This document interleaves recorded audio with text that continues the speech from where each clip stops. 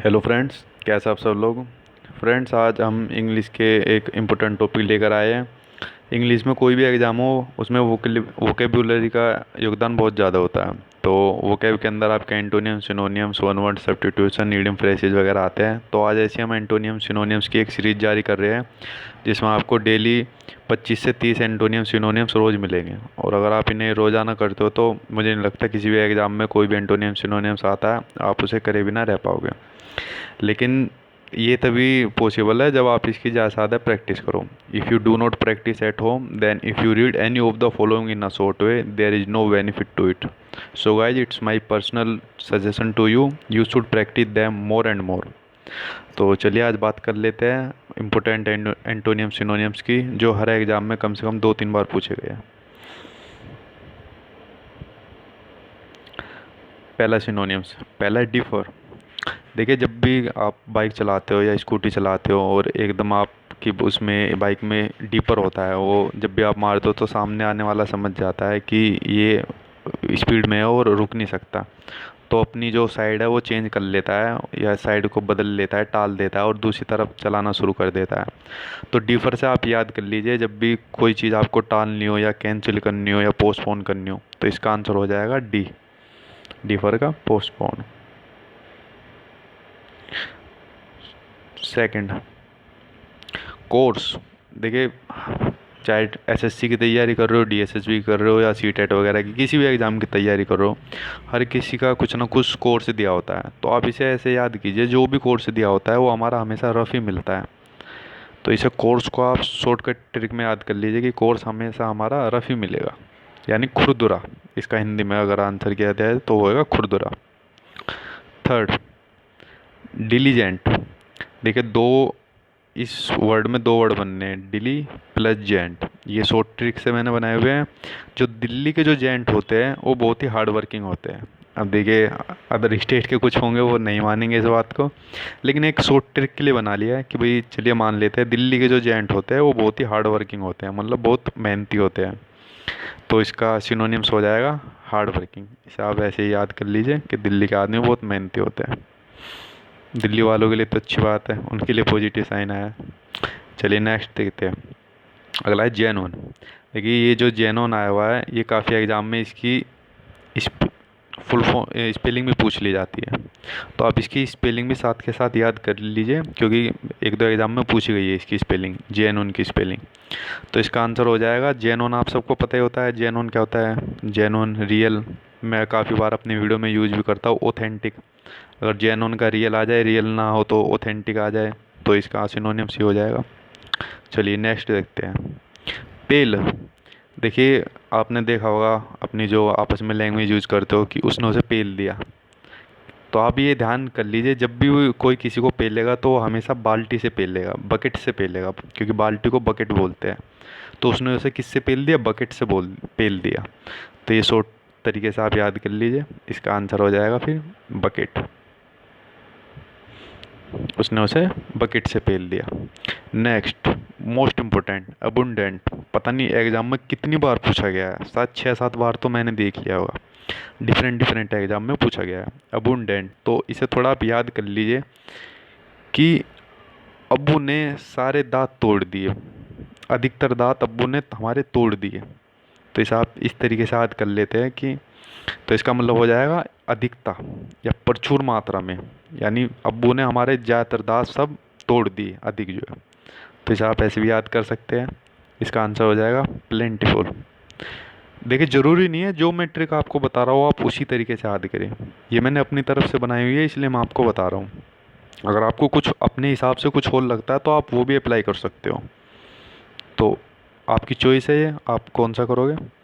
चलिए नेक्स्ट देखते हैं। पीटी। देखिए, पेल तो आ गया, पेल तो हमने दिया उसे बाल्टी से, वो तो आपका क्लियर हो गया होगा। अब आ गया पीटी। आप हर कोई जो है WWE देखता होगा, स्पेशली बॉयज़ जो है वो सभी देखते हैं। उसमें रेसलमेनिया भी आता है, नो मर्सी भी आता है। तो नो मर्सी का मतलब क्या होता है, मर्सी का मतलब होता है दया, और नो मर्सी की कोई दया नहीं। तो यहाँ पर आप ये याद कर लीजिए कि जो WWE में जो नो मर्सी आता है उसमें कितनी पिटाई होती है रेसलर की आपस में।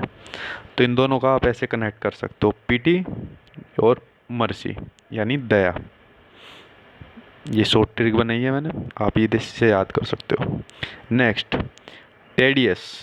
देखिए टेडियस में एक चीज़ आ रही है टेडी, हर किसी के पास होगा। WWE में तो मैंने ज़्यादातर बॉयज़ की बात कर ली, अब टेडी की बात कर लेते हैं। ये ज़्यादातर गर्ल्स के पास, हर किसी के पास मोस्टली मिलेगा ही टेडी। लेकिन टेडी जो आपका रहता है वो कोई मूवमेंट तो करता नहीं, हमेशा सुस्त सा उदास सा पड़ा रहता है आपका जो टेडी है। कभी देखा आपने उसे चलते हुए या कुछ करते हुए? हमेशा पड़ा रहेगा, सुस्त, उदास, ढीला, थकाऊ। तो ये इसके कुछ सिनोनियम्स बनते हैं, तो इसका आंसर हो जाएगा टेडियस का डल। Next, atrocity. देखिए इंडिया में पता नहीं, इंडिया के बाहर भी कितनी सिटी होती है, लेकिन ये वो सिटी है एट्रोसिटी जहाँ हमेशा जो है कुछ ना कुछ उल्टा सीधा होता रहता है। हिंसा, क्रूरता हमेशा, या वायलेंस, ये हमेशा इसी सिटी में मिलेगी।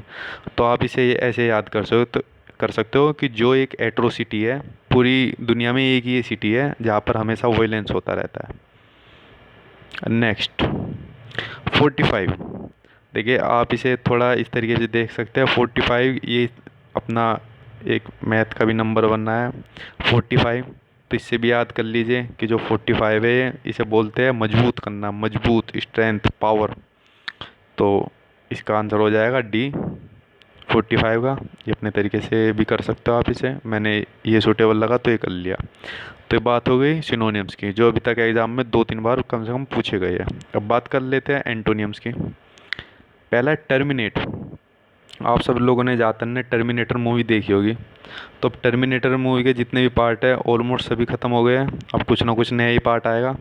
तो आप इसे ऐसे याद कर सकते हो कि जो टर्मिनेट मूवी के जो पार्ट है वो ख़त्म हो गए, यानी एंड, समाप्त। तो टर्मिनेट का मीनिंग हो जाएगा समाप्त।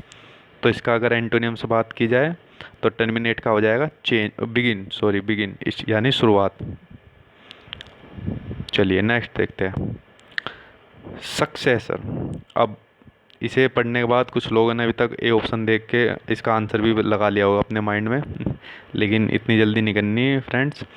सक्सेसर का मतलब होता है जो वारिस होता है, जिसे बोलते हैं उत्तराधिकारी भी बोल सकते हैं इसे, उसका मतलब होता है सक्सेसर।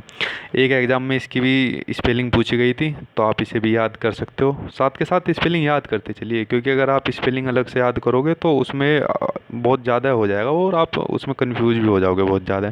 तो जितने ये वर्ड आ रहे हैं इनकी स्पेलिंग साथ के साथ करते चलिए। दो जो है इनकी पूछी गई थी एग्ज़ाम के अंदर, इसलिए मैं आपको बता रहा हूँ, एक जेनुइन की, एक सक्सेसर की।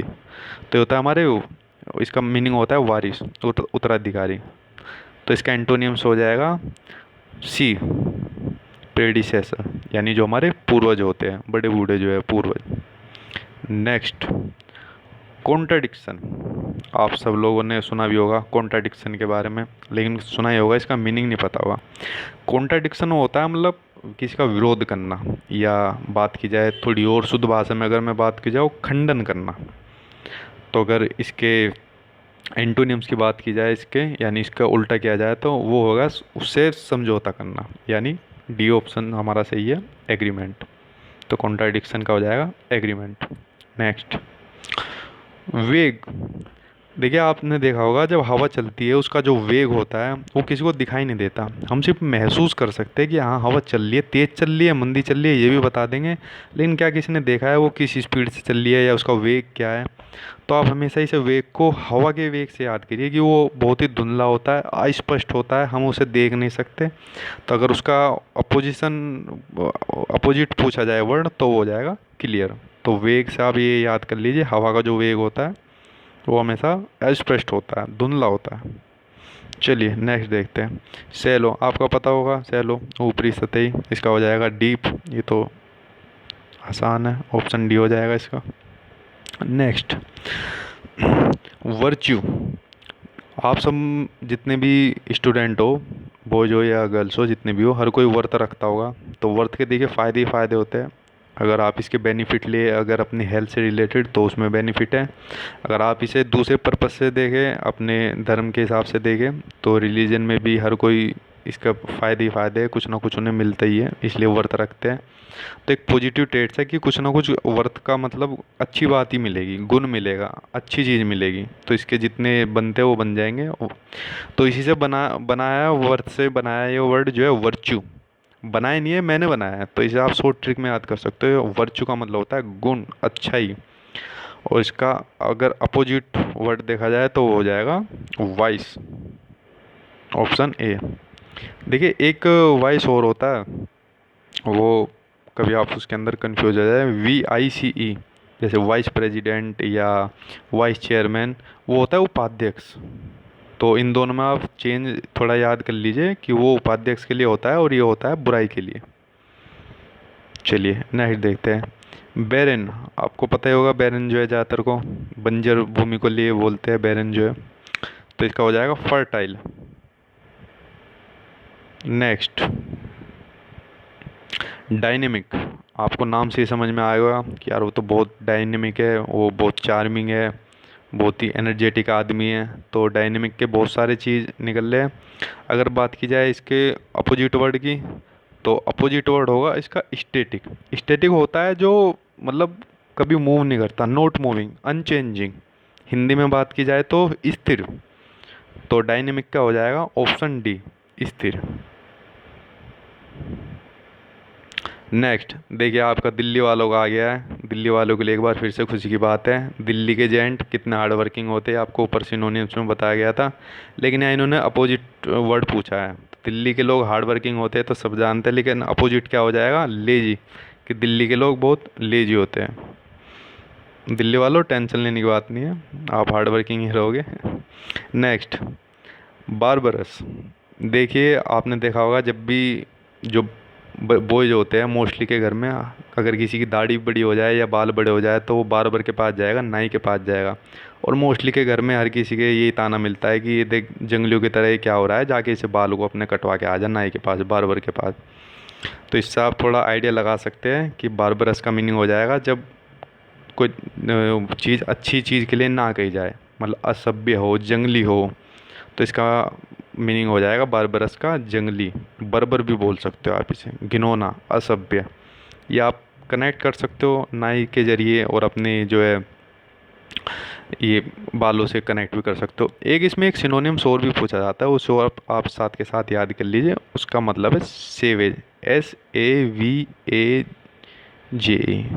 तो सेवेज भी होता है, इसका सिनोनिम्स होता है, कई बार पूछा गया है SSC के एग्ज़ाम में भी, तो इसे आप याद कर सकते हो सिनोनिम्स में। लेकिन अगर एंटोनिम्स में पूछा जाए तो हो जाएगा सिविलाइज, मतलब सभ्य। तो इसका आंसर हो जाएगा answer D, answer C, civilise. तो गाइज ये कुछ इंपॉर्टेंट क्वेश्चन थे जो एंटोनिम सिनोनिम्स के मैंने इस सीरीज़ में डाले हैं। आने वाले टाइम में आपको वन वर्ड, इडियम, फ्रेजेज और एंटोनिम सिनोनिम्स के जितने भी है वो मैं आपको सब कवर करा दूंगा। देखिए अगर डेली के भी आप ये सब रोज़ाना 20, 25, 30 करते हो तो आपके 2 महीने में मुझे नहीं लगता कोई एंटोनिम सिनोनिम से आपकी कोई भी वोकैब बचेगी। आपकी ऑलमोस्ट जो है सब कवर हो जाएगी, क्योंकि एग्जामिनर भी अपने पास से कोई वर्ड नहीं बनाता है, वो सब वापस रिपीट ही करता रहता है। SSC का एग्ज़ाम देखोगे तो उसमें कितनी वोकैब है वो वापस रिपीट होती रहती है। तो चलिए इसके साथ ही मैं वीडियो को अब स्टॉप करता हूँ। अगर आपने हमारे इस चैनल को अभी तक सब्सक्राइब नहीं किया है तो आप सब्सक्राइब कर सकते हो, ताकि आपको आने वाली जितनी वीडियो अपलोड की जाएगी उसका नोटिफिकेशन आपके पास आता रहे। Thank you.